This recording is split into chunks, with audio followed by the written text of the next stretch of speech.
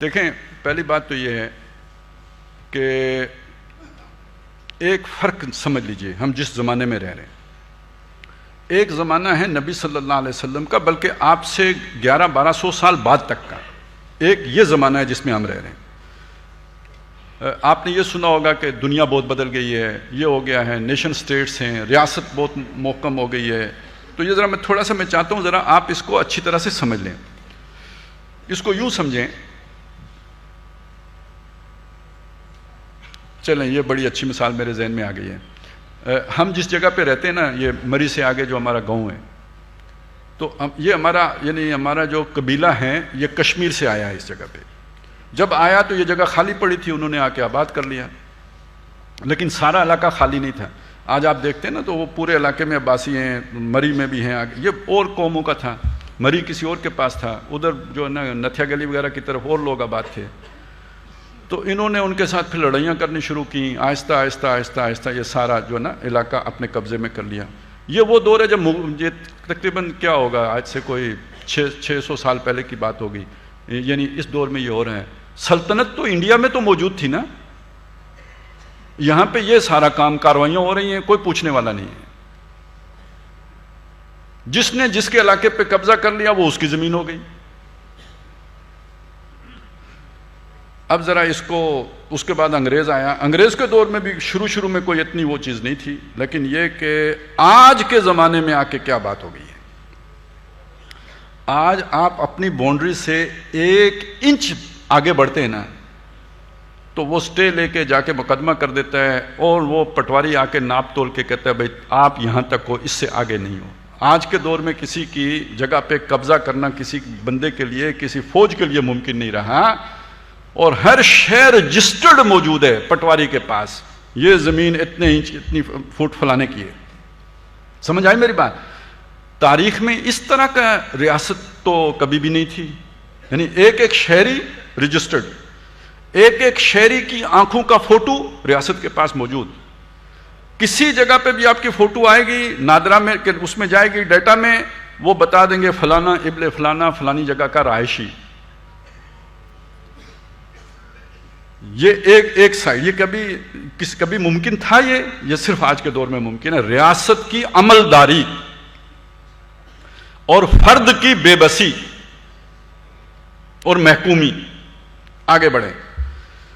ریاست کے قوانین اب ہر فرد کو اپنے اندر جکڑے ہوئے ہیں۔ پہلے زمانے میں کیا تھا؟ یہ بادشاہ ہے، یہ اس کا قلعہ ہے، اس قلعے کے اندر بادشاہ کا پورا نظام ہے، چڑیا بھی اس کی مرضی کے بغیر پر نہیں مارے گی۔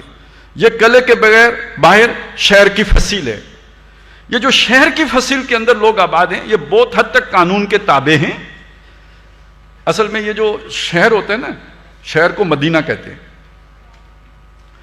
قرآن مجید میں ایک لفظ آیا ہے فَلَوْلَا إِن كُنْتُمْ غَيْرَ مَدِينِينَ،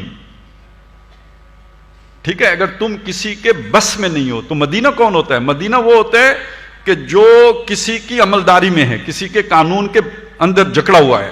تو یہ جو فصیل کے اندر لوگ ہیں یہ بھی اس قانون کی گرفت میں ہیں، لیکن اس کے باہر جو آبادی ہے وہ انڈیپینڈنٹ ہے۔ وہ کبھی بادشاہ سلامت کی سواری کا ادھر سے گزر ہوا، کوئی مسئلہ آیا، کوئی آ کے چیخا چلایا تو بادشاہ نے مرضی ہوئی تو جا کے وہاں عدل کر دیا، نہیں تو وہ لوگ آزاد اپنی، یعنی جیسے ہوتے ہیں نا ہمارے قبائل، آزاد قبائل، تو اس طرح وہ فصیل کے باہر جو لوگ آباد ہیں وہ آزاد قبائل ہیں۔ اب ہمارے موجودہ دور میں یہ تصور ختم ہو گیا ہے۔ اب جو قوانین بنتے ہیں وہ صرف قلعے میں نافذ نہیں ہوتے، اب جو قوانین بلکہ قلعے ہی میں نافذ نہیں ہوتے۔ آئین اور قانون کی پاسداری وہ بڑے گھر والے نہیں کرتے، باقی سب کو کرنی پڑتی ہے، پوری کرنی پڑتی ہے۔ اور کوئی رٹ آف دا اسٹیٹ اور رٹ آف دا گورنمنٹ، اب پتہ چلا نا آپ کو، وہ جو کہتے تھے ہم آزاد قبائل ہیں، اب آزاد نہیں رہے، ان کو بھی صوبے میں شامل کر لیا گیا ہے۔ سمجھ گئے؟ آزادی ختم۔ اس ایک لفظ کو پر اگر آپ غور کریں، آزاد قبائل، یعنی ان پر ریاست کے قوانین کا اطلاق نہیں ہوتا تھا، باقی سارے شہریوں کے اوپر قوانین کا اطلاق ہوتا تھا، اب ان پر بھی ہوتا ہے۔ اب کوئی شہری ریاست کے قوانین سے آزاد نہیں رہا۔ اب چلیں ریاست نے ایک قانون بنایا جس پر عمل کرنے کے نتیجے میں اللہ کی نافرمانی صادر آتی ہے، آپ اس سے آزاد نہیں ہیں، تو آپ کی عبادت کے اوپر حرف آ گیا یا نہیں آیا؟ اچھا، کتنا بڑا حرف آیا، یہ سوچیں ذرا، کتنا بڑا حرف آیا۔ یہ جو اللہ کے قانون سے متصادم قانون تھا جس کی آپ نے تابعداری کی ہے، اس کو اللہ کیا کہتا ہے؟ یہ کس کا قانون ہے؟ طاغوت کا۔ دیکھیں طاغوت کون ہوتا ہے؟ آپ کو ترجمہ ملے گا شیطان، لیکن اصل بات سمجھ لیں طاغوت کیا ہے۔ ایک بندہ ہے، اس نے اللہ کی فرمانبرداری کا دم بھرا ہے، لیکن وہ اللہ کی فرمانبرداری کر نہیں پا رہا، یہ فاسق ہے، یہ فاسق ہے۔ ایک دوسرا بندہ ہے، وہ فرمانبرداری کرتا بھی نہیں اور کہتا ہے کروں گا بھی نہیں، یہ کافر ہے۔ سمجھ آئی میری بات کی؟ وہ کافر ہو گیا۔ یہ وہ نہیں کہتے جی جو نماز کا تارک ہے وہ گناہگار ہے اور جو منکر ہے وہ کافر ہے۔ اب سمجھ آئی میری بات کی؟ انکار کر دیا آپ نے، یہ کفر ہو گیا۔ اس کے بعد آپ نے کہا یہ میری نماز ہے، یہ پڑھو۔ یہ کون ہے؟ یہ کافر ہے، یہ طاغوت ہے۔ تو جس نے اپنا قانون بنایا اور کہا میرے قانون کی عمل درآمد کرو اس پر، نہیں تو تمہاری خیر نہیں ہے، یہ کون ہے؟ طاغوت ہے۔ آپ نے طاغوت کی مان لی اور اللہ کے چھوڑ دیا۔ کوئی سمجھ آئی؟ تقاضا کیا تھا؟ فمن یکفر بالطاغوت ویؤمن باللہ، جو طاغوت کا انکار کرے اور اللہ پر ایمان لائے، فقد استمسک بالعروۃ الوثقی، اس نے مضبوط کنڈا پکڑا ہے۔ ایمان تو حقیقی اس کا ہے۔ لا الہ، یہ الہ ہے نا یہ طاغوت، لا الہ الا اللہ۔ اب آپ کو سمجھ آئی بات کی؟ یہ اطاعت کوئی معمولی اطاعت ہے؟ تو ریاست کو مسلمان کیے بغیر آپ مسلمان رہ سکتے ہیں؟ اب یہ تعبیر کی غلطی کی سمجھ آئی؟ آپ کو کیا پڑھایا جا رہا ہے؟ غیر اللہ کے قانون کے اوپر راضی رہو۔ تعبیر کی غلطی کا مطلب الٹیمیٹلی یہ نکلا۔ مت جھگڑا پیدا کرو، مت اس کے مقابل آؤ۔ اور آخری درجہ اگر کوئی ہو سکتا ہے نا، وہ یہ ہو سکتا ہے کہ انڈر پروٹیسٹ زندگی بسر کرنا۔ یہ انڈر پروٹیسٹ کیا ہوتا ہے؟ ویسے میں آپ کو تعبیر کی غلطی کی صحیح اصلاح کر کے بتا دوں تو مجھے شک ہے کہ آپ بھی تعبیر کی غلطی کے نہ قائل ہو جائیں۔ کیوں؟ صحیح مطلب کیا ہے؟ صحیح مطلب یہ ہے کہ جس کو آپ نے طاغوت سمجھا ہے اس کو سرو نہ کریں۔ انڈر پروٹیسٹ ہونے کا مطلب ہے میں آپ کی خدمت نہیں کر سکتا، میں اپنی سروسز آپ کو پرووائڈ نہیں کروں گا، کیونکہ یہ آپ کے ساتھ تعاون ہے، یہ آپ کے ساتھ تعاون علی الاسم ہے، نہ تعاون علی بغاوت ہے، وہ تعاون طاغوت کے ساتھ ہے۔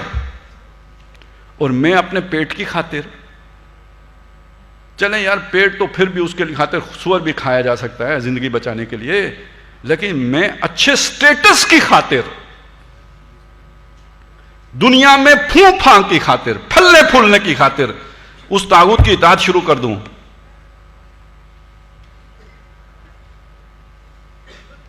کون سا ایمان ہے؟ کون سی اللہ سے محبت ہے؟ کون سا تقاضا ہے یہ ایمان کا یا محبت کا؟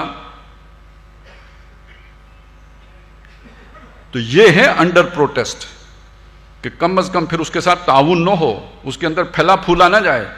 یہ باتیں جب ڈاکٹر صاحب کرتے تھے تو وہ بعد میں انہوں نے کہا کہ جی وہ ڈاکٹر صاحب جوش خطابت میں یہ باتیں کر رہے تھے، اس لیے میں نے کوشش کی ہے کہ جوش میں آئے بغیر یہ بات کروں۔ کل آپ بھی نہ کہیں کہ جوش خطابت میں یہ باتیں کر گیا تھا۔ یہ جوش خطابت کی باتیں نہیں ہیں، یہ ہمارے دین کی اسپرٹ ہے، یہ ہمارے دین کی روح ہے، یہ ہمارے دین کا اصل تقاضا ہے۔ اس کے بغیر ایمان کے اوپر سوالیہ نشان ہے۔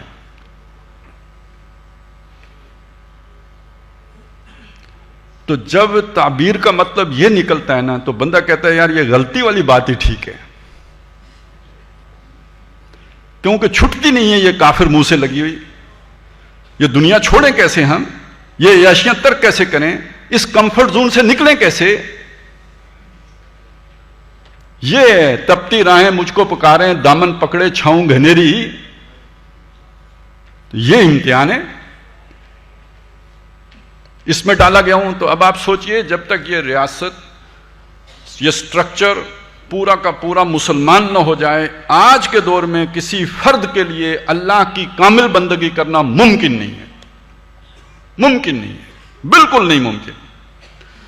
وہ ڈاکٹر صاحب ایک شعر سنایا کرتے تھے، وہ کہتے تھے پتہ نہیں کس کا شعر ہے، وہ انہیں جب پتہ چلا جی ہمارے ایک ساتھی ہوتے ہیں شمس اللہ کاوان صاحب، ان کا شعر ہے، تو کہتے ہیں ملک الشعراء کا شعر ہے. تو وہ تھا جی باطل کے اقتدار میں تقویٰ کی آرزو، کتنا ہنسی فریب ہے جو کھا رہے ہیں ہم. اقتدار باطل کا ہو، ہم سمجھیں کہ ہم متقی ہیں، یہ فریب کے سوا کوئی حقیقت نہیں ہے اس کی. اچھا یہ وہ چیز ہے، میں آپ کو بتاؤں، اس کی سمجھ آپ کو اگر آپ سوشیالوجی پڑھیں تو آئے گی، قرآن پڑھ کے نہیں آئے گی. اب یہ میں نے آپ کے ساتھ حدیث پڑھ کے نہیں آئے گی، سوشیالوجی پڑھ کے آئے گی. کیوں؟ وہ آج کے نظام کو ڈیفائن کرتی ہے، وہ بحث کرے گی کہ آج کا سٹرکچر کیا ہے، اس کے ایک فرد کے اوپر اثرات کیا ہیں. ایک بحث ہے سٹرکچر کی ایجنسی، سٹرکچر اور ایجنسی کی بحث. اصل میں ایجنسی یہاں پہ وہ یعنی سلنڈروں کی ایجنسی مراد نہیں ہے، یا وہ ٹرک ایجنسی مراد نہیں ہے. یہ ایجنسی یعنی روح اس سے مراد ہے، فرد، اور اس فرد کی اپنی داخلی خود مختاری، یہ اس کی ایجنسی ہے، پرسنل ایجنسی. اور سٹرکچر کا مطلب ہے یہ پورا سوشو اکنامک پولیٹیکل سسٹم جو ہے نا، یہ سٹرکچر ہے جس کے اندر وہ فرد موجود ہے. تو بحث یہ ہے کہ فرد کو آزادی کتنی ہوگی اور سٹرکچر کا جبر کتنا. بحث اصل میں یہ ہے، اور اس میں یہ بات بالکل صاف ہو جاتی ہے کہ فرد سٹرکچر کے تابع ہوتا ہے. دیکھیں نا، آپ یوں سمجھ لیں، دریا کا پانی اگر گرم ہو تو کوئی قطرہ ٹھنڈا رہ سکتا ہے اس کے اندر، اور اگر دریا ٹھنڈا ہو تو اس کے اندر کوئی قطرہ گرم رہ سکتا ہے. تو اسی طرح آپ کا اگر اجتماعیت، وہ پوری کی پوری اجتماعیت اگر وہ بے دین ہو تو کسی فرد کے لیے دینداری آج کے دور میں ممکن نہیں رہی. فرعون کے دور میں ممکن تھی، حضور کے دور میں ممکن تھی. آج کے دور میں سٹرکچر اتنا جکڑ چکا ہے انسان کو، اور انفرادیت اتنی سکڑ چکی ہے دائرہ اس کا، کہ ایک مذہب کا کھانا اس کے پاس باقی رہ گیا ہے، دین کے کھانے میں وہ اللہ کی بندگی کا حق ادا ہی نہیں کر سکتا. یہ تھی وہ بات جو اقبال نے کہی تھی کہ غلامی میں گھٹ کے رہ جاتی ہے ایک جوئے کماب، اور آزادی میں بہرے بے کراں ہے زندگی. وہ دین اگر آزاد ہو تو یہ زندگی عبادت میں، بندگی میں بہرے بے کراں کی مانند ہوگی، اور اگر اوپر باطل کا نظام ہو تو اندر مذہب کا کھانا ایک جوئے کماب کے طور پر باقی رہ جائے گا. اتنے ہدایات پر آپ عمل کر سکتے ہیں، باقی آپ کے بس سے باہر ہے، آپ کے لیے ممکن نہیں ہے. اللہ کے احکامات 25 توڑ کر آدھے پر عمل کریں گے. تو یہ آج کا سٹرکچر ہے. اور آ گئی بات تزکیے کی. دیکھیں تزکیہ کس شے کا نام ہے؟ گاندھی صاحب بھی یہی مانتے ہیں نا کہ شریعت پر عمل کرنے کا نام ہے. تو جب آپ پوری شریعت پر عمل ہی نہیں کر سکتے تو آپ کا تزکیہ کیسے ہوگا؟ یہ تو گاندھی صاحب کی حد تک بات ہوئی. لیکن اصل میں تزکیہ کیا ہے؟ دل سے غیر اللہ کی محبت نکل جائے. مانتے ہیں آپ اس تزکیے کو؟ نہیں، جو مانتا ہے اس تزکیے کو وہ ہاتھ کھڑا کرے. دل سے غیر اللہ کی محبت نکل جائے، یہ دل کی صفائی کے لیے لازم ہے. تو جب میں اللہ کے لیے جان نہیں دے سکتا، میں اللہ کے لیے نوکری کی قربانی نہیں دے سکتا، میں اللہ کے لیے کاروبار کی قربانی نہیں دے سکتا، میں اللہ کے لیے تعلقات کی قربانی نہیں دے سکتا، تو میرے دل کے اندر سے یہ محبتیں نکلی ہیں یا گھسی بیٹھی ہوئی ہیں؟ گھس بیٹھی ہیں نا یہ ساری. تو تزکیہ کہاں ہے پھر؟